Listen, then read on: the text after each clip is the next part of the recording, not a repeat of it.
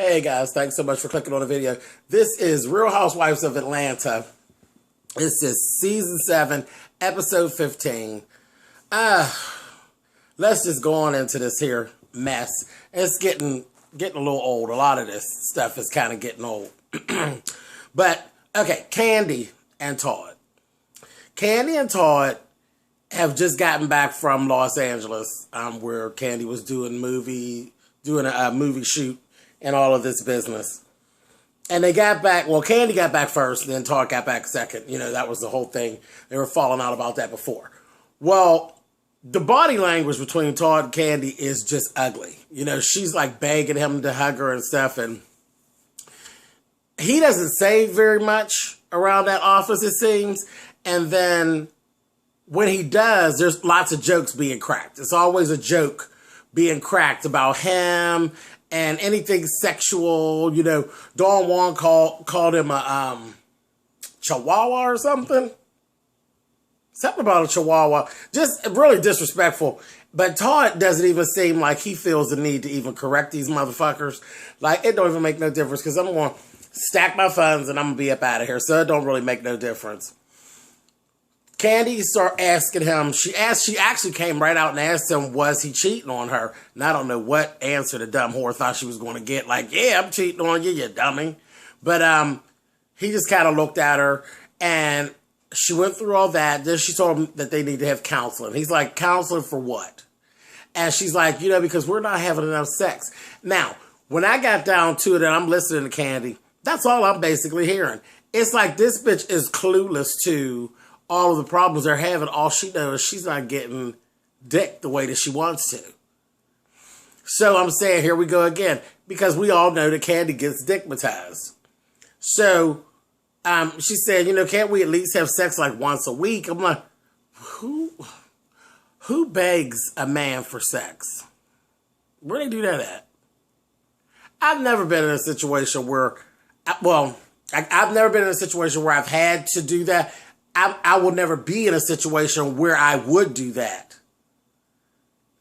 Begging you for sex. What is that? And that's basically what she was doing. She's like begging him for sex. If he doesn't want to fuck you, there's something wrong, honey. And I could pretty much write up a list of what it is that's wrong. Why Todd don't want to fuck you. But you created all that. So, you know, I think this has gotten to the end of where it's going. And you just need to go on and let it go. But I think that there's a lot of different issues going on. But all Kandi's seeing is the sexual part of it. That's the only thing that has sent her bail off, is that her box is thirsty, honey. That's it. Anyway, moving on. Kandi goes... No, we'll come back to Kandi. Phaedra brings her ass home. So she's leaving that hotel that she's staying in. And she's coming on home. So you see the assistant. And she has all the little stuff. And they're leaving the hotel. And they have this security, and I'm looking at it, I'm like, what is this? What is this? This is really a bit much. I mean, we're acting like Apollo is Liam Neeson, like he's gonna come up in that motherfucker like on Taken and drag her from up underneath the bed or something like this. It's like, this is crazy. This is crazy. You're doing the absolute most now, Phaedra. That's just too much. But anyway, so she goes home. And she's going on about all of the bad spirits that are in the house and how he did this, he did that, and all this here. And I'm saying, okay, here we go. We're going to play church a little bit. Okay, that's fine. Then this is where she fucked me up. I'm going to have the pastor come in and go around and bless the house and all this here and maybe exorcise some of these demons. Okay, and the demons of what? The demons of thievery? The demons of lying? What demons are we talking about specifically? The shifty, shady demons? What demons are we talking about, honey? Because you were okay with all of them up until what? The ass-whooping demons took place? Because you pushed it. I think you believed at one point that man was going to whoop your ass? So the ass-whooping demons, they got to go. I just didn't get it. I'm going to take y'all all the way back. Do you remember when Phaedra and Apollo first came? And after the baby was born, I'm going to tell you, no, the baby wasn't even born yet. The baby wasn't born when they did the photo shoot. I'm gonna tell the most disturbing thing that I have ever seen Apollo and Phaedra do, and it's something that I have never been able to let go. And this has been seasons and seasons ago. Do you remember when they took those pictures and they sat on those steps and they both were sucking that pickle? Baby, I have never been able to get that image out of my head. Have never been able to get it out of my head, and I guess it all makes sense because, you know, the way that Peter and him go. Child, you remember that commercial, honey? What are you going to eat that pickle? Anyway, moving on. So we're sitting there. Honey, she comes in there. She has Pastor Can't Get Right, honey, come on through with his little followings behind him to do some bootleg-ass exorcism through the house. What church are they coming from, honey? Because I don't want, when I come down south, I don't want to make a mistake and go up in that church. I really don't. I mean, that ain't, now they all going to hell playing games, honey. I need to know what the name of that church is. The Church of Lightning Bolt on the Way, honey. That's what it is. They're going to hell playing them games. And that pastor walk around in there looking just a suspect. And then when he said, fix it, Jesus, I about fell on the floor. I said, see, y'all are doing the absolute most. The absolute most. That wasn't nothing but some bullshit. Anyway, in the meantime, in between time, wine tasting. There was a wine tasting little event. Kenya, Cynthia, and Claudia went to a wine tasting event. I don't know why you would take a drunk to a wine tasting because, you know, that bitch probably had some Purse 45 on her while they sipping wine. That bitch was probably drinking some old Jack Daniels or something out of her purse. You know who I'm talking about, that fucking drunk-ass Claudia. But in the midst of that, Cynthia literally sat at that wine tasting and gave all the motherfucking tea. Now, I didn't understand that. I didn't understand why she felt the need to put herself and Peter right in the midst of everything. You're sitting there giving all of the information that your wife-in-law told Peter. Peter told you. He didn't mean for you to tell, you know, all the information that his little girlfriend told him. Apollo told him in confidence. He didn't tell him to go tell you. The wife-in-laws don't usually share business with each other. Y'all both jumping on the meat, honey, and y'all know it, and y'all keep it quiet. But no, not talking ass Applehead. Here she go, running all the business. And then, Kenya, really? Did you really tear up that face and start crying, Kenya? Really?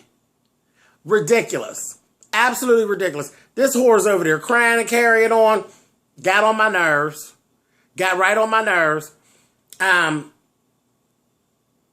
Just ridiculous. I'm sick of this. You called me a whore because you are. Because you are. And you're not good at it. Because you're really not a whore, I guess. I guess it would hurt your feelings because you're not a whore because you never had sense enough to ask for the money. You never had sense enough to ask for the money. And there's nobody that can make me feel that you did. I believe you done hobnobbed Apollo once or twice. I believe that. And I could be wrong. And if I'm wrong, so what? I believe it. Nobody make me feel different. I believe y'all done hooked up. And I believe you slobbed the knob. I believe that. And like I said, maybe they are wrong for calling you a whore because you never had enough sense to ask for the money, you dummy bitch. But anyway, Peter actually did tell Kenya, not Kenya, Applehead, told Cynthia to leave all that shit alone. You know, leave it alone. Warned her about talking. She ain't listening. I'm telling y'all, I cannot wait for the reunion. Because that Cynthia is going to cry from the time it starts to the time it ends. And she better watch. Because if somebody decides to snatch Cynthia, which I couldn't see that being far off. And wait till when I tell y'all what went on tonight. I could see somebody yanking Cynthia. And if they yank her, you know that bitch is old, right? We play the game. Oh, yeah, she looks so good. But 50 years old being slammed on your hip, that bitch going to be in traction just like Madonna was when she fell down them steps at the Brit Awards the other week. That ain't going to look good. You're not going to slide across the floor like Kenya did, Cynthia. You'll probably hit the floor and break like on Unbreakable the way that Samuel L. Davis did. You need to shut up. You need to shut up before you get your ass kicked. Really.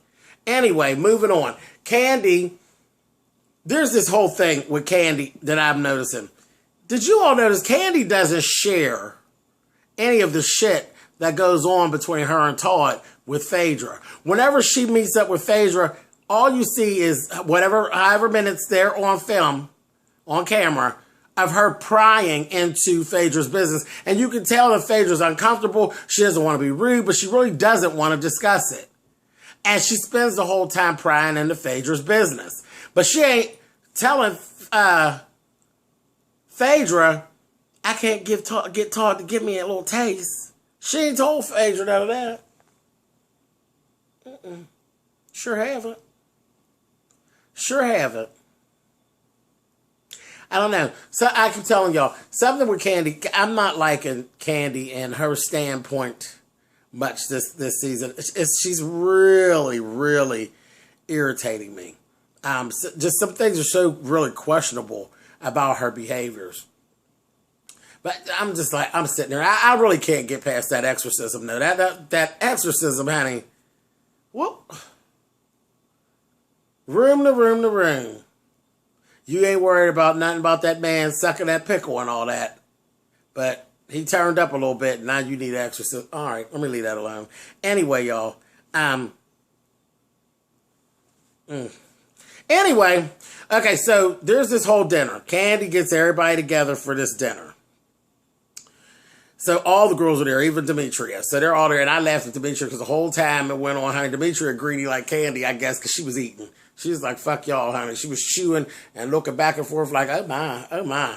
But anyway, the whole thing, they were having just like, it was decent. 5 seconds. And the next thing you know, here comes Cynthia. Cynthia was so motherfucking messy. She started in about Apollo. I mean, just out of nowhere. And nobody was even featuring it. Nobody was featuring what Cynthia was saying. Oh, well, I mean, I guess you don't want to talk about it, but I guess if we want to put it all on the table, she's trying to be messy. She couldn't even look up at Phaedra. The whole time she was talking, she was looking into the plate.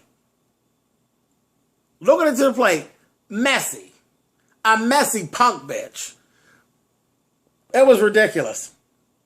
They ain't gotten into anything. It was just terrible. She went through this whole thing, started talking about chocolate and all of this. And I'm sitting there and I'm saying, this would be a perfect time for somebody to give Cynthia a hoofing cough in the mouth, honey. Just right while she's talking. Where'd you go? Right while she's talking. She would have deserved it, I'm telling you. It was so unnecessary. It was so ugly. It made no sense at all. Phaedra did actually, she mentioned Kenya's name first. You know, she said, you know, well, when it's this something or other about the text message and Kenya, did we believe all that? This, that, thing, the other. She did mention Kenya's name first, but the whole thing was a setup because, you know, Kenya and Cynthia had already discussed it before they got there. And that drunken ass Claudia, they had discussed this up before they got there. They intended to come for Phaedra. They intended to attack her. Okay?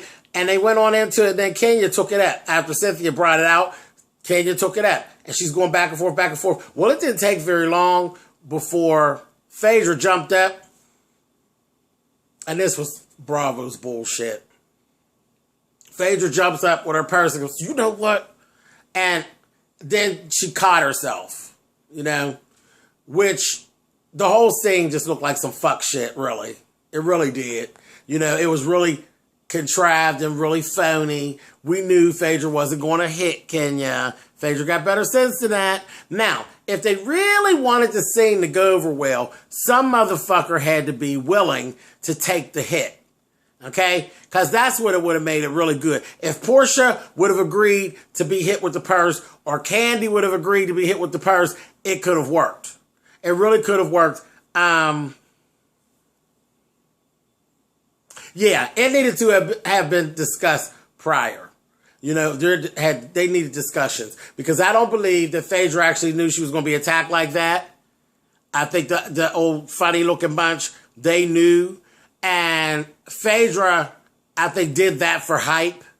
You know, so that was her own little thing. Because I think she shocked Portia and them jumping up too. Because Kandi looked real shocked. But if they really wanted that scene to go over real well, they should have had Kandi jump in front of Kenya and maybe she hit her in the arm with the purse. You know, but Kenya's response was priceless because Kenya didn't know. Kenya thought she was getting ready to get bought with that purse, baby. So that was priceless. That bitch said, and I don't understand that because you're a bad bitch, right, Kenya? You gonna fuck somebody up.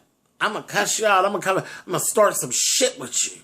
And when the bitch jumped up with the purse, bitch, you damn near flipped that chair over backwards trying to move. Because you really thought she was going to cold cock you with that purse. And I wish she had her. I really do. I wish she had her. I wish she'd knocked your 2 front teeth out with that motherfucking purse, bitch. But anyway, that was some more Bravo bullshit. All this building the hype, and everybody knows when they're supposed to hype it up. But yeah, if somebody would have agreed to take the pop with the purse, it would have been better. Because it didn't matter what angle they got. It just made Phaedra look really contrived and really phony. But anyway, we waited 2 weeks for that bullshit. 2 weeks. To wait to see you not get hit with a purse. Just a mess.